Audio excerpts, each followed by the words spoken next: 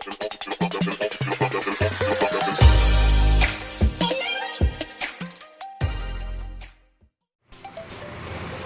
hi everybody. So, my name is Bhargav. Speed and Men's Physics Championship participate ಮಾಡಿದ್ದೀನಿ and also 5 years of experience in this fitness field, training, coaching, like personal training ಮಾಡ್ತಾ ಇದ್ದೀನಿ. So, ಇವತ್ತು welcome to my channel obviously. So, ಇವತ್ತು ನಾನು ನಿಮಗೆ stretching ಬಗ್ಗೆ ತೋರಿಸ್ತೀನಿ. Stretching ಎಂತಕ್ಕೆ ಇಂಪಾರ್ಟೆಂಟು, ಎಂತಕ್ಕೆ ಮಿಸ್ ಮಾಡ್ತಾರೆ ಕೆಲವು ಜನ. ಸೊ ನಾರ್ಮಲಿ ವರ್ಕೌಟ್ ಆದಮೇಲೆ ಎಷ್ಟೊಂದು ಜನ ನಾನು ನೋಟಿಸ್ ಮಾಡ್ದಂಗೆ 60 to 70% ಗೊತ್ತಿರೋರು ಸ್ಟ್ರೆಚಿಂಗ್ ಮಾಡ್ಕೊಂಡು ಹೋಗ್ತಾರೆ, ಗೊತ್ತಿರೋರು ಸ್ಟ್ರೆಚಿಂಗ್ ಮಾಡ್ದೇನೆ ಹೋಗ್ತಾರೆ. ಸ್ಟ್ರೆಚಿಂಗ್ ಮಾಡಲಿಲ್ಲ ಅಂದರೆ ಏನಾಗುತ್ತೆ ಫಸ್ಟ್ ಹೇಳ್ತಿದ್ದೆ ಸಡನ್ ಆಗಿ muscle strain, over pain, recovery ತುಂಬ ಲೇಟ್ ಆಗುತ್ತೆ.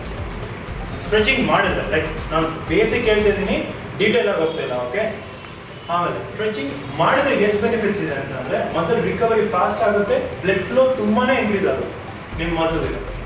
ಆಮೇಲೆ ಬ್ಲಡ್ ಫ್ಲೋ ಇನ್ಕ್ರೀಸ್ ಆಗಿದ್ರೆ ನಿಮ್ಮ ನ್ಯೂಟ್ರಿಷನ್ ಕಂಟೆಂಟ್ ಆಗಿ ಮಸಲ್ ರಿಕವರಿ ಫಾಸ್ಟ್ ಆಗುತ್ತೆ. ಆಮೇಲೆ ಮಸಲ್ ಸ್ಟ್ರೈನ್ ಇರಲ್ಲ, ಆಮೇಲೆ ಪೇಯ್ನ್ ಇರಲ್ಲ. ಸೊ ದಟ್ ನೀವು ನೆಕ್ಸ್ಟ್ ಡೇ ಬೇರೆ ಮಸಲ್ ಟಾರ್ಗೆಟ್ ಮಾಡಬೇಕಾದ್ರೆ ನೀವೇನು ಟ್ರೈನ್ ಮಾಡಿದ್ದೀರ ಲಾಸ್ಟ್ ಡೇ ಆ ಮಸಲ್ ನಿಮಗೆ ತುಂಬ ಪೇಯ್ನ್ ಕೊಡೋಲ್ಲ.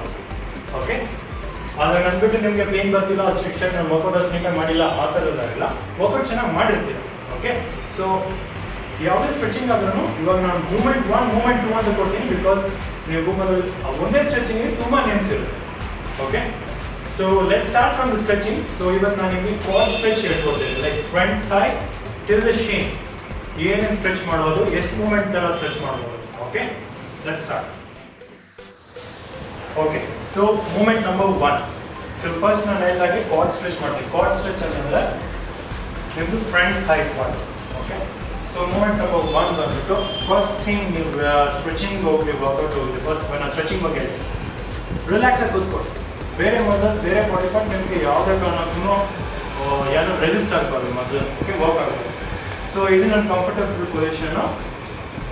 ಸೊ ಆ್ಯಂಕಲ್ ಮೇಲೆ ಕೈ ಲಾಕ್ ಮಾಡ್ಕೊಳ್ಳಿ. ದೆನ್ ಇದು ಗ್ಲೂಟ್ಸ್ ಏನಿದೆ ಮುಂದೆ ಪುಷ್ ಮಾಡಿ. ಮುಂದೆ ಪುಷ್ ಮಾಡಬೇಕಾದ್ರೆ ನಾರ್ಮಲಾಗಿ ಬರೀ ಗ್ಲೂಟ್ಸ್ ಮಾತ್ರ ಕಾನ್ಸಂಟ್ರೇಟ್ ಮಾಡಿ. ಫ್ರಂಟ್ ಥೈ ಮಸಲ್ ನಿಮಗೆ ಎಷ್ಟು ಸ್ಟ್ರೆಚ್ ಆಗ್ತಿದೆ ಅದನ್ನು ಫೀಲ್ ಮಾಡಿ. ಓಕೆ, ಸೊ ಫುಲ್ ಈ ಥರ ಆರ್ಚ್ ಮಾಡೋಕ್ಕೆ ಹೋಗ್ಬೇಡಿ. ಆರ್ಚ್ ಮಾಡಿದ್ರೆ ನಿಮ್ಗೆ ಗ್ಯಾಪ್ ಸ್ಟ್ರೆಚ್ ಆಗುತ್ತೆ. ಬರೀ ಗ್ಲೂಟ್ಸ್ ಮಾತ್ರ ಪುಷ್ ಮಾಡಿ ನಿಮ್ಮ ಫ್ರಂಟ್ ಥೈನ ಕಾನ್ಸಂಟ್ರೇಟ್ ಮಾಡಿ. ಸೊ ಕಾನ್ಸಂಟ್ರೇಟ್ ಮಾಡಿಕೊಂಡು ಮಿನಿಮಮ್ ಹೇಳ್ತಾ ಇದ್ದೀನಿ, minimum at least I know you go for 30 to 40 seconds, at least 20 to 40 seconds ಆದರೂ ಟ್ರೈ ಮಾಡಿ ಹೋಲ್ಡ್ ಮಾಡೋಕ್ಕೆ. ಸೊ ನೀಟಾಗಿ ರಿಲ್ಯಾಕ್ಸ್ ಆಗುತ್ತೆ. ಕೆಲವೊಂದು ಟೈಮಲ್ಲಿ ಟೋಸ್ ಏನಾದ್ರು ಸ್ವಲ್ಪ ಪೇನ್ ಆಗ್ತಿದೆ ಅಂದರೆ ನಾನು ಮತ್ತೆ ಮೂಮೆಂಟ್ 2, 3 ಎಲ್ಲ ಹೇಳ್ಕೊಡ್ತೀನಿ. ಸೊ ಇದು ಮೂಮೆಂಟ್ 1. ಸೊ ನಾವು ನೆಕ್ಸ್ಟ್ ಹೋಗ್ತಿರೋದು ಮೂಮೆಂಟ್ 2.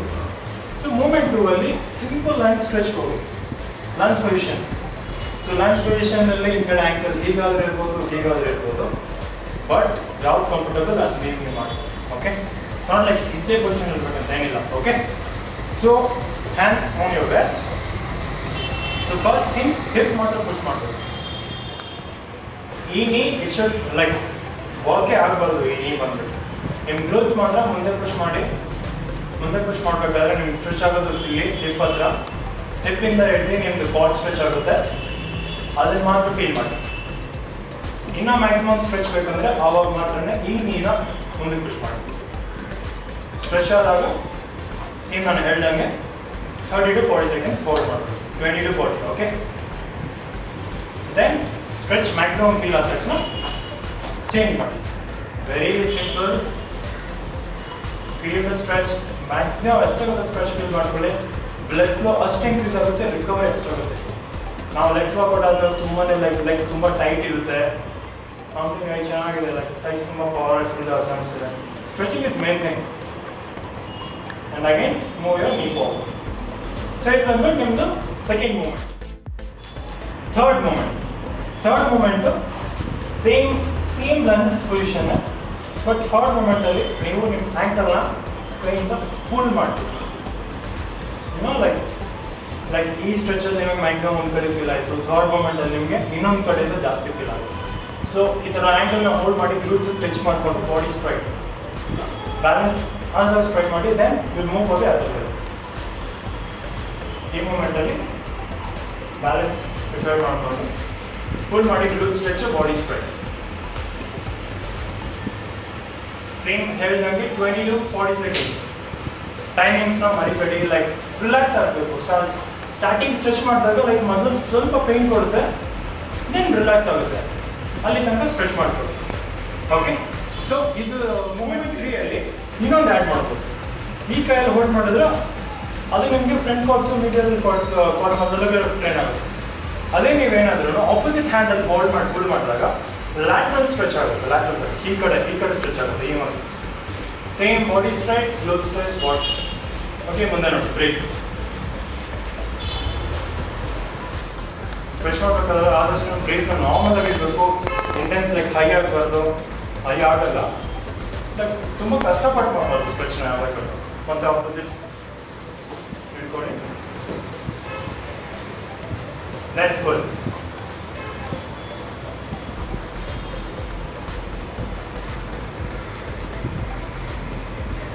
ಮೂಮೆಂಟ್ 3 ಆಯ್ತು. ಮೂಮೆಂಟ್ 4 ಬಂದ್ಬಿಟ್ಟು ಇವಾಗ ಕೆಲವು ಜನಕ್ಕೆ ಅಪ್ಪರ್ ಬಾಡಿ ತುಂಬಾನೇ ಸ್ಟ್ರೈನ್ ಆಗಿದೆ, ಅಂದ್ರೂ ಕ್ವಾಡ್ ಸ್ಟ್ರೆಚ್ ಮಾಡಬೇಕು. ಇದನ್ನ ಪ್ರೋನ್ ಕ್ವಾಡ್ ಸ್ಟ್ರೆಚ್ ಅಂತಾರೆ. ಮಲ್ಕೊಳ್ಳಿ, ಒಂದು ಆಂಕಲ್ ಹೋಲ್ಡ್ ಮಾಡಿ, ದೆನ್ ಲಿಫ್ಟ್ ಯುವರ್ ನೀ.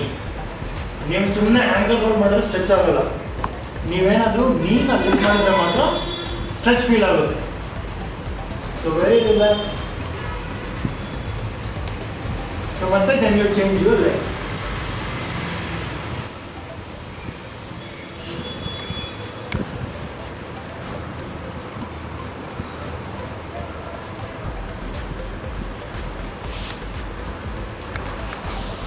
Movement 4 ಆಗೋಯ್ತು. Okay, last one is movement 5. ಇದು ಲೈಕ್ ನಾರ್ಮಲ್ ಆಗಿ ನಾವು ನಿಂತ್ಕೊಂಡು ಸ್ಟ್ರೆಚ್ ಮಾಡ್ತೀವಿ.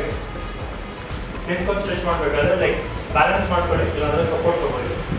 ಓಕೆ, ಸೊ ಬ್ಯಾಲೆನ್ಸ್ ಮಾಡೋಕ್ಕೆ ಹ್ಯಾಂಡ್ಸ್ ವೈಡ್ ಇಟ್ಕೊಳ್ಳಿ, ಮತ್ತು ankle hold cross, body straight ಇಟ್ಕೊಳ್ಳಿ. ನೀಸು ಡೈರೆಕ್ಟ್ ಇದಕ್ಕೆ ಗ್ರೌಂಡಿಗೆ ಮಾತ್ರ ಪಾಯಿಂಟ್ ಮಾಡಬೇಕು. ಫಾರ್ವರ್ಡಲ್ಲಿ ಸ್ಟ್ರೆಚ್ ಆಗಲ್ಲ, ತುಂಬ ಬ್ಯಾಕ್ ಹೋದ್ರೆ ಸ್ಟ್ರೆಚ್ ಆಗಲ್ಲ. ಓಕೆ, ಕರೆಕ್ಟಾಗಿ ಡೌನ್ವರ್ಡ್ಸ್ ಇದ್ರೆ ಸ್ಟ್ರೆಚ್ ಆಗುತ್ತೆ. ಸೇಮ್ ಥಿಂಗ್ ಮತ್ತೆ ಲೈಕ್ ಈ ಕೈ ಹೋಲ್ಡ್ ಮಾಡೋದು ಬೇರೆ ಮಸಲ್ ಟಾರ್ಗೆಟ್ ಆಗುತ್ತೆ, ಈ ಕೈ ಹೋಲ್ಡ್ ಮಾಡೋದು ಬೇರೆ ಮಸಲ್ ಟಾರ್ಗೆಟ್ ಆಗುತ್ತೆ. ಎಸ್, ಮತ್ತೆ ಈ ಕೈ ಹೋಲ್ಡ್ ಮಾಡಿ ತೋರಿಸ್ತೀನಿ. ಕ್ರಾಸ್ ಇಲ್ಲಾಂದ್ರೆ ankle, balance, then pull. Okay, so coming to the 6th movement of quad stretch. So 6th movement dominating on your 6th movement ಬಂದ್ಬಿಟ್ಟು ನಿಮಗೆ ಜಾಸ್ತಿ ಇನ್ನರ್ ಥೈಗೆ ನಿಮಗೆ ಪ್ರೆಷರ್ ಬೀಳುತ್ತೆ. Okay, 6th movement is very simple. ಒಂದು ನೀಯಲ್ಲಿ ಬರ್ತೀರಾ, ಜಸ್ಟ್ ನೀ ಸ್ಟ್ರೈಟ್, ಹೀಲ್ಸ್ ಇಡಿ, ಹೀಲ್ಸ್ ಇಟ್ಬಿಟ್ಟು ಬಾಡಿ ಫಾರ್ವರ್ಡ್. ಓಕೆ, ಸೊ ಸ್ವಲ್ಪ ಸ್ಟ್ರೆಚ್ ಆಗಿರಲಿ ನಿಮ್ಮ ಕಾಲು. ದೆನ್ ಸ್ಲೋ ಆಗಿ ಹಿಪ್ನ ಹಿಂದೆ ತೊಗೊಂಡು like in cat pose, like in child pose ಹೋಗ್ತೀರಾ. ಸ್ಟ್ರೆಚ್ ನಿಮ್ಮ ಇನ್ನರ್ ಥೈಯಿಂದ ಟಿಲ್ ನೀ ಲೆವೆಲ್ ತನಕ ಸ್ಟ್ರೆಚ್ ಆಗುತ್ತೆ. ಜಸ್ಟ್ ಹೋಲ್ಡ್ ಮಾಡಿ ಆ್ಯಂಡ್ ಲೈಟಾಗಿ ಪ್ರೆಷರ್ ಮುಂದೆ ಕೊಟ್ಕೊಂಡು ಫೀಲ್ ಮಾಡಿ. ಸೊ ಮೂಮೆಂಟ್ ಇದು ಕೊಟ್ಟಾದ್ಮೇಲೆ then you change your leg. Okay, so ಮತ್ತೆ ನಾನು ಈ ಆ್ಯಂಗಲಲ್ಲಿ ತೋರಿಸ್ತೀನಿ. Legs wider, first cat position, then slow feel ಮಾಡಿಕೊಂಡು ಚೈಲ್ಡ್ ಪೋಸ್. ಸೊ ಈ ಪೊಸಿಷನಲ್ಲಿ ನಿಮಗೆ ಲೈಕ್ ಇನ್ನೊಂದು ಸ್ವಲ್ಪ ಜಾಸ್ತಿ ಸ್ಟ್ರೆಚ್ ಬೇಕಂದರೆ ನಿಮ್ಗೆ ಹೀಲ್ಸ್ ಟೋ ಇವಾಗ ಈ ಥರ ಫುಲ್ ಫ್ಲ್ಯಾಟಲ್ಲಿ ಈ ಥರ ಇಟ್ಟಿದ್ರೆ ನೀವು ಜಸ್ಟ್ ರೊಟೇಟ್ ಮಾಡಿ. ಓಕೆ, ಸೊ ಇವಾಗ ಹೀಗಿದೆ ಅಂತಂದರೆ ರೊಟೇಟ್ ಮಾಡಿಕೊಂಡು ಹಿಂದೆ ಪುಷ್ ಆದರೆ you will get maximum stretch. Leg ಸ್ಟ್ರೆಚಲ್ಲಿ ನಿಮ್ಮ ಆ್ಯಂಕಲ್ಲು ಪೋಸ್ಚರ್ ಏನಿದೆ ಲೈಕ್ ಈ ಥರ ಇದ್ದರೆ ಡಿಫ್ರೆಂಟ್ ಮಸಲ್ ಟಾರ್ಗೆಟ್, ಸ್ಟ್ರೈಟ್ ಇದ್ದರೆ ಡಿಫ್ರೆಂಟ್ ಮಸಲ್ ಟಾರ್ಗೆಟ್, ಈ ಥರ ವೈಡ್ ಆದರೆ different muscle target. So every moment in your body ಒಂದೊಂದು ಮಸಲ್ನ ಟಾರ್ಗೆಟ್ ಮಾಡ್ತಾ ಇರುತ್ತೆ. ಓಕೆ, ಸೊ ಆ ಮೂಮೆಂಟ್ನ ತಿಳ್ಕೊಂಡ್ರೆ ತುಂಬ ಒಳ್ಳೆಯದು. ಲೈಕ್ ಯಾವ ಥರ ಎಷ್ಟು ನೀಟಾಗಿ ಮೂಮೆಂಟ್ ಕೊಡುತ್ತೆ, ಬಾಡಿ ಸಿಮಿಟ್ರಿ ಏನಿದೆ ಸೂಪರ್ ಬಿಲ್ಡ್ ಆಗುತ್ತೆ. ಆ ಮೂಮೆಂಟಿಂದನೇ ವರ್ಕೌಟ್ ಮಾಡಬೇಕು. Okay, so this was a quad stretch 6 movements ಹೇಳ್ಕೊಡ್ತೀವಿ. ಓಕೆ.